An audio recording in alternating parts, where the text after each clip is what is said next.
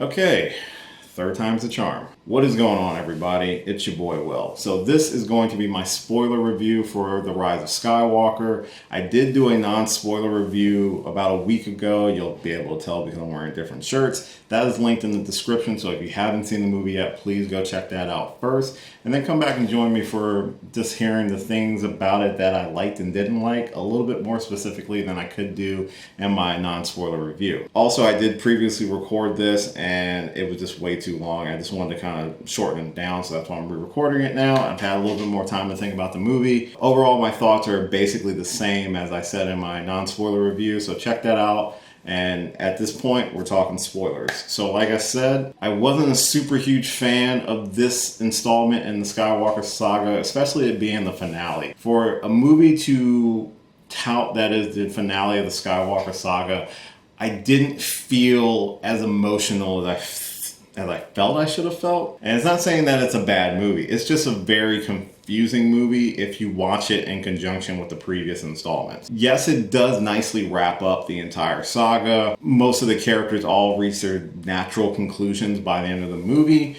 but it's very rushed and very clunky by the time you get there. And I think I kind of touched on that in the non-spoiler review, but this is just really just saying the specifics of stuff that really irked me or the stuff that I really loved. I really loved the fact that we got to see Rey, Finn, and Poe have an adventure together. They were together for the first 1/3, 2/3 of the movie, which was great. They have amazing chemistry, the three actors who are portraying these characters, and it's just a shame that we had to wait until now to get all three of them to really do scenes together. It was enjoyable. It was one of the most interesting and funniest parts of the movie. I still love Rey's character. I think she's a great addition to the lore. She had a year to train with Leia and learn and really start to master her skills. And those are really great things to have. I like how they gave a little bit more of a backstory for Poe. I did like the continuing duality we get with Rey and Kylo. It's nice to see their stories reach a satisfying conclusion. I would have done the redemption arc for Ben a little bit differently than they did in this movie. And that kind of leads into one of the biggest things about the movie that really irked me was the fact that they brought back the Emperor. So it's no spoiler because they announced it well beforehand, but Emperor Palpatine was going to be back in the movie. We just didn't know how much he was in the movie, and he was in the movie a lot. He was the central focus. He's the big bad. Even though the last movie kind of set up Kylo Ren to be the big bad, it just feels like they were trying really hammer home the redemption arc for Ben Solo, when I think there was a better way of doing it without doing an Emperor. And it really contradicts a lot of things from The Last Jedi, and honestly from The Force Awakens. The Emperor's plan makes no sense. He technically left stuff for the First Order to go with, or the First Order just copied him, but then he had another whole army hidden in the unknown reaches just out of the blue.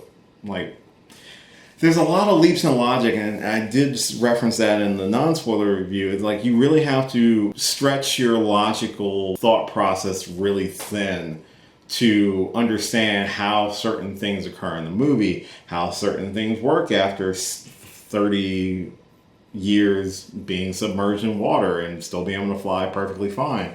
How you have 1,000 freaking Imperial Star Destroyers just show up with, I'm assuming crews, out of the blue. You have the entire galaxy rallying together in one final fight with less than 20 minutes of screen time or no real stretch of time to tell you how they got all these people mobilized when the resistance is supposedly seemed like it was on its last legs. A lot of the stuff didn't really make a lot of sense.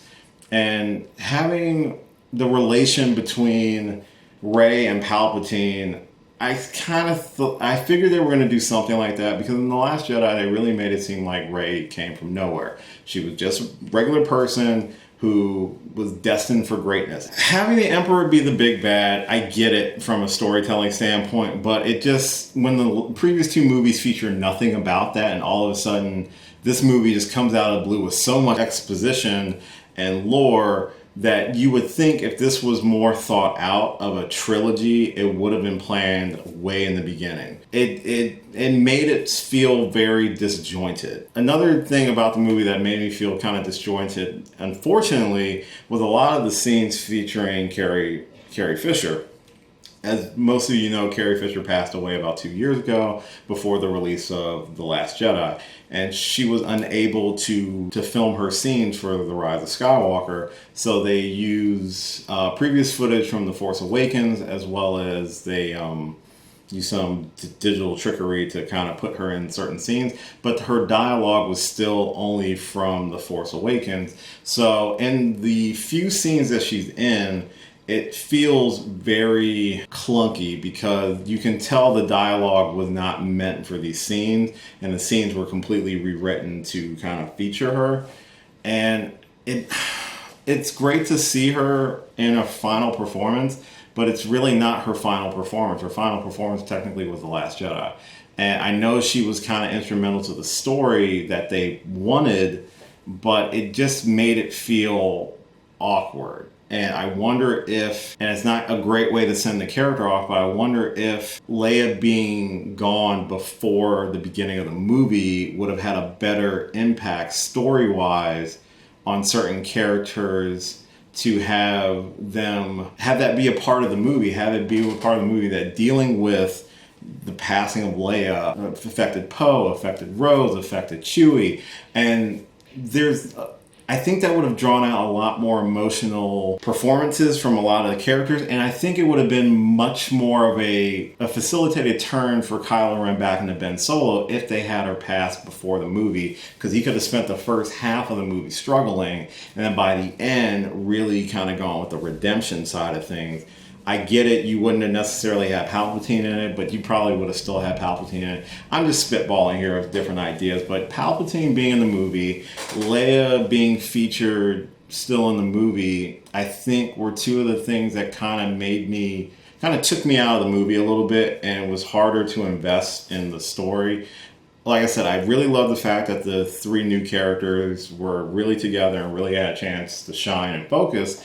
But then the downside of that is that a lot of the newer characters that were added in the last two movies, mainly Last Jedi and Rise of Skywalker, really get zero to no screen time. And it's a real shame that, there wasn't, I think we spent too much time focusing more on Rey's backstory that didn't need to be focused on, because we were to assume that she really didn't have a backstory. And this could have been about her finding her own story, which this whole trilogy has been about. A couple of things I really liked, and I felt like I was just ragging on the movie, but a few things I really did like. I loved the Falcon in the beginning of the movie doing it was like hyperspace or light speed jumping, which was really cool. Never seen it in any of the Star Wars movies before. I thought that was really dope. More expansion on the Force abilities, like Force healing, which we kind of got a tease for in The Mandalorian. It's always been in the lore of Star Wars that they can do Force healing like that, and that becomes an integral part of the movie going forward. So that was pretty dope. As much as I ragged on the fact that you just get the galaxy together in like 20 minutes for a final showdown, that final battle was pretty cool. It really was. I'm not going to sit here and say it wasn't. It was actually pretty dope. A lot of the visual effects were great. The lightsaber battle on the wreckage of the second Death Star was really cool. Like I said, Rey and Kylo Ren's relationship in the movie was actually really interesting. And I do like he got a redemption arc. I just think that the way we got there was very confusing. For a movie, like I said, for a movie that is going to be the finale of 40 years of storytelling and of this epic saga, I felt like when leaving the theater, I should have been more emotional than I was. I'll compare it to Avengers Endgame, whereas Avengers Endgame was wrapping up 10 years, and I felt so much emotion throughout that entire movie, whereas with Rise of Skywalker, I felt little to nothing. There were two emotional scenes in the movie that really got me. One not for the right reasons, and one for definitely the right reasons. The scene where they thought they killed Chewie, where Rey finally uses Force lightning, which is kind of dope, but they use it to potentially kill Chewie. I was a little upset. Not because it's like, oh, you killed one of the original characters. No, I have no issues if you slaughtered all the original characters at this point. But, well, I do. That's a little dark, let me say that. It's not that I have an issue with potentially killing Chewie. It was the fact that they walk it back less than 2 minutes later when, oh, he's alive. It was a different ship. That's felt unnecessary. Like, it did nothing to provoke Rey into truly doubting herself, because all of a sudden she was back to it. And then she was out of it again. And then she was back to it again. And it's like people were flip-flopping back and forth, and it was like causing my head to spin. But so that was one. But really, that was one for the wrong reason. But technically two for the right reason. I should have said it. It's two for the right reason. Another one that featured Chewie was when he found out that Leia had died. And the scream he lets out is so painful, because if you think about it, him, 3PO, and R2 were the only three left from the original crew. Oh, and Lando. Sorry, but the original crew. And it was sad to see. And would you have gotten that if you had Leia pass away off screen?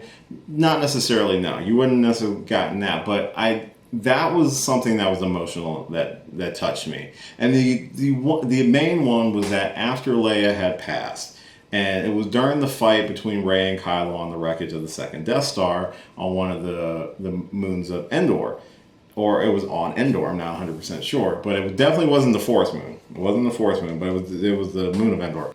After Rey stabs Kylo with the saber, she heals him, because they're both distracted briefly because of Leia's death. And I guess Leia reached out to Ben before she died, or as she was passing, long enough for Rey to land a blow.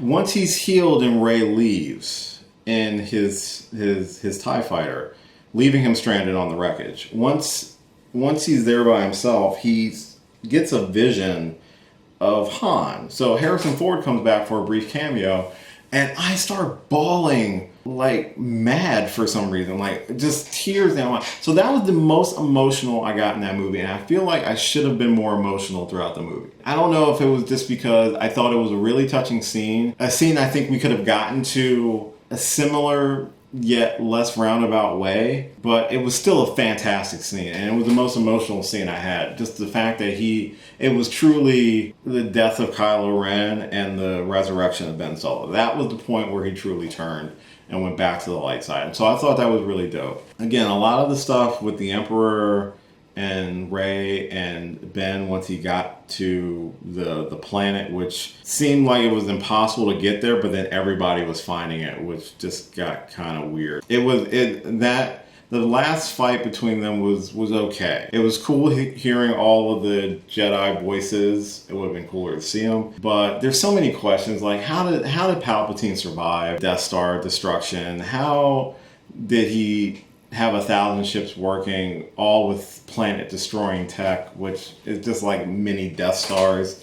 And let's not even get to the fact that, okay, so if Rey is the granddaughter of Emperor Palpatine, that would mean that Rey's, and he said her father was his son.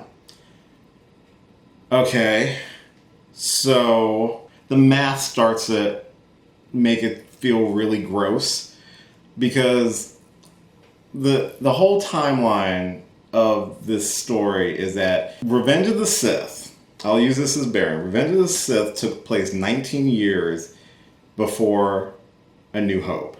So 19-year time span.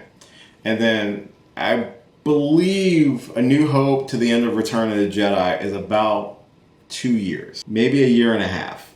It's not a long time, but it's not a huge stretch of time, but it's at least a year to 2 years is that time frame. I want to say it's 2 years.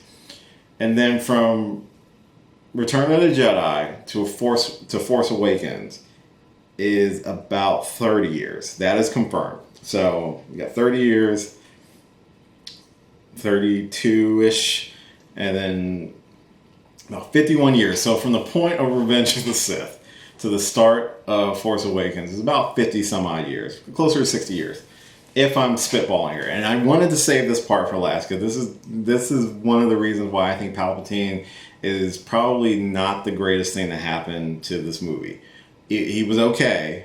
It made sense for the story they were telling, but I think they could have done it without him, and it might have been a little bit better. Because if Palpatine had a son, and if you look at the flashback that they flash in the movie where we see Rey's parents, the man playing her father, correct me if I'm wrong, and I've only seen the movie once, but the man playing her father did not look like he was like early 50s. He looked about mid 30s. And Rey was abandoned. Rey's about 19, like 16, 17, according to the movie, during Force Awakens. So she was probably dropped off when she was maybe 4, if she was to remember that, between 2 and 4. So we're talking about 15 years, so that means it would have been close to 15 years after the events of Return of the Jedi. Her father didn't look too much over 30, maybe 35, stretching it to 40. Which is saying that when he was conceived would have been well after Revenge of the Sith. Which means, ew. Who slept with Palpatine when he was wrinkly and gross and ill? And I know some people were like, well, maybe he's a clone or something. No, they said son. They didn't say it was a clone. They said it's a son. So which means Palpatine got nasty with somebody. And ugh. So I had to point that out because the timeline doesn't match up to truly make it make sense where it's not gross. And it sounds like a weird nitpick, but it's a nitpick nonetheless. Because I would have rather it been, oh, she was a clone or a reincarnation. You could have done like multiple things. How about just not make her a Palpatine? How about just make her who she was in The Last Jedi? Just a scavenger, just a junker, who was strong with the Force. Just do that. Like I said, overall, it's not my favorite. It's enjoyable in certain spots. I loved certain scenes. But the logic, some of the things happening, the inconsistencies between the previous installment and this installment, you can't actually watch these back to back to back and have them necessarily flow evenly. There's going to be this disjointness between Last Jedi and Rise of Skywalker, where you don't get that between Force Awakens and Last Jedi. You get a smooth transition between the two. They don't feel like as a whole they work. Individually, they're fine, but as a whole, it just feels like it could have been a whole lot better. And that's probably my biggest takeaways from Rise of Skywalker, or the whole trilogy altogether. It's just, it had a lot of great ideas, a lot of great actors, a lot of great performances. I just don't think it hit that emotional impact for myself as it probably did with other people. I think that's everything. I didn't talk about Chewie getting the medal, which doesn't make any damn sense. Is this like retroactively from the battle on Yavin 4? Did Leia have it all these years and just didn't give it to him until after he died? Like little things like that make no damn sense. The Knights of Ren were in the movie and they were completely useless. They could have been the big bad. They killed Hux off super quickly, which was fine because he was kind of a douchebag and kind of deserved to go like that. I would have gone with something a little bit more flamboyant of a destruction. I mean, Lando was in it. He was great because we all love Billy D. Williams, but Lando had not a lot to do except he got to fly the Falcon again. This gets really confusing when you start adding so much stuff to it. So I'm going to stop it here. That was my spoiler discussion for Rise of Skywalker. I will probably check it out again once it hits Blu-ray. And maybe I'll feel differently, maybe I won't. Maybe it's just, it's not the end game impact like it probably should have been. But it was still an okay movie. It wasn't bad. It's not my favorite, but it's not necessarily in my top 5. If you have seen Rise of Skywalker, what did you think about it? Comment down below and let me know your thoughts. As always, thanks for watching this and all my videos. Like, subscribe, all that good stuff. And until next time, I'll catch you later. It's just a weed. Hey, thanks so much for watching this video. And you made it all the way to the end. Aren't you special? If you did like this video, if you don't mind, give me a thumbs up on the description. As well, if you click on my face right over here, you can actually subscribe to the channel for more videos. And if you've got a few minutes, why don't you check out a video or two that are floating on the side right here. Later.